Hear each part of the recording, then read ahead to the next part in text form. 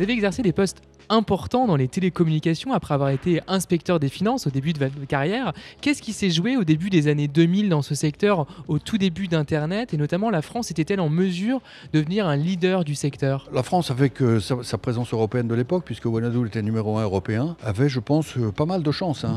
Simplement, il nous manquait peut-être quelque chose que les Américains nous avaient un peu caché, une espèce de volonté de puissance prédatrice qui était contraire aux valeurs de l'Internet de l'époque et qui n'était pas vue d'Europe. L'Europe était encore sur un Internet assez sympa, finalement.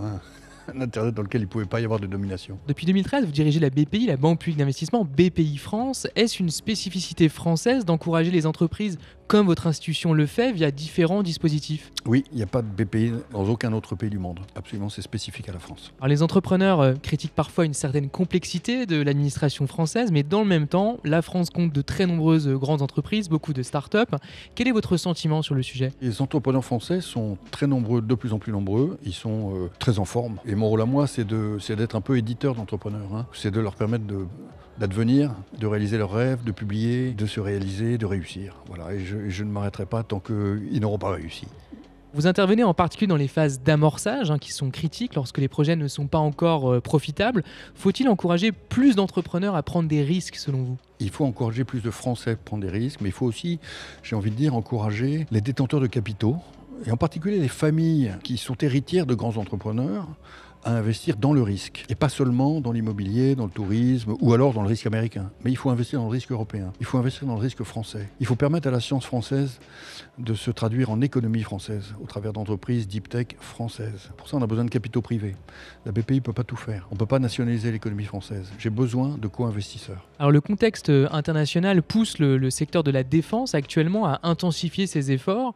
Les entreprises françaises sont-elles prêtes à affronter cette nouvelle donne selon vous? Les entreprises françaises vont devoir monter en cadence là maintenant. Et BPI France fait un gros travail de porte-à-porte de masse auprès des PME qui sont dans ce qu'on appelle la base des technologies de défense du ministère de la Défense pour leur permettre justement d'être à la hauteur. Voilà ce que nous allons faire dans les mois qui viennent. Vous déplorez parfois un certain esprit défaitiste, voire décliniste en France. Pensez-vous que la situation a évolué malgré tout depuis que les créateurs de start-up notamment sont davantage mis en avant? Oui, la situation a beaucoup évolué. Je pense que le corps culturel central est en train de bouger. Alors en même temps, la société vieillit. Et donc il y a deux forces qui se déroulent sous nos yeux à peu près au même moment, qui ne sont d'ailleurs pas contradictoires. Mais la société française change incontestablement et je pense plutôt en bien. Indépendamment de toutes ces questions qu'on a abordées, quels sont les modèles qui vous inspirent?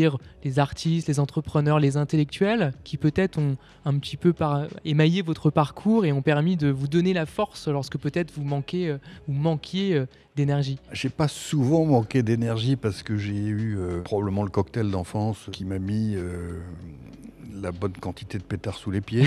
Le pied à l'étrier. Le pied à l'étrier aussi, un peu. Enfin, il a fallu se battre beaucoup. C'est que j'ai toujours considéré que quand on connaît son chemin et qu'on a une bonne dose de volonté, en fait, on y arrive. Donc, j'ai jamais été impressionné par des objectifs soi-disant impossibles. Qu'est-ce qui vous permettrait, selon vous, d'aller encore plus loin, d'accompagner votre geste via la BPI de façon encore plus intense? J'ai besoin de capitaux. J'ai besoin de pouvoir mettre des gros capitaux dans les entreprises, notamment des hautes technologies que nous avons permis de naître. Et il y en a beaucoup. Or, elles vont devoir avoir chacune besoin de 150, 250, 300 millions d'euros. Et je préférais que ces capitaux soient européens, français, que américains ou venant du Golfe. Est-ce que vous êtes inquiet ou au contraire plutôt friand de ce qui se passe du côté de l'intelligence artificielle et des nouveaux outils qui sont aujourd'hui à notre disposition? Non, ce qui m'inquiète, c'est le dumping éthique de la Chine, en particulier, qui a décidé de permettre aux startups de travailler sur des corpus de données universels qui sont offerts en libre accès. Et ce que nous n'avons pas du tout en Europe, pour des raisons évidentes, démocratiques. Il y a une compétition entre les empires, l'empire chinois, l'empire américain et on va dire l'empire européen, sur la facilité d'accès aux données. Il n'y a pas de données personnelles en Chine. Tout est public. Les Chinois vont être capables d'entraîner leur modèle de manière extraordinaire. Et à la fin des fins, on va se retrouver avec des applications d'intelligence artificielle chinoise qui seront probablement plus pertinentes que les nôtres. Elles s'appliqueront à un corpus culturel qui est le corpus culturel chinois, mais elles ont été entraînées sur les données publiques d'1,4 milliard d'habitants. Donc ça m'inquiète. L'une des questions les plus centrales actuellement, c'est sans doute la question du dérèglement climatique, du réchauffement climatique.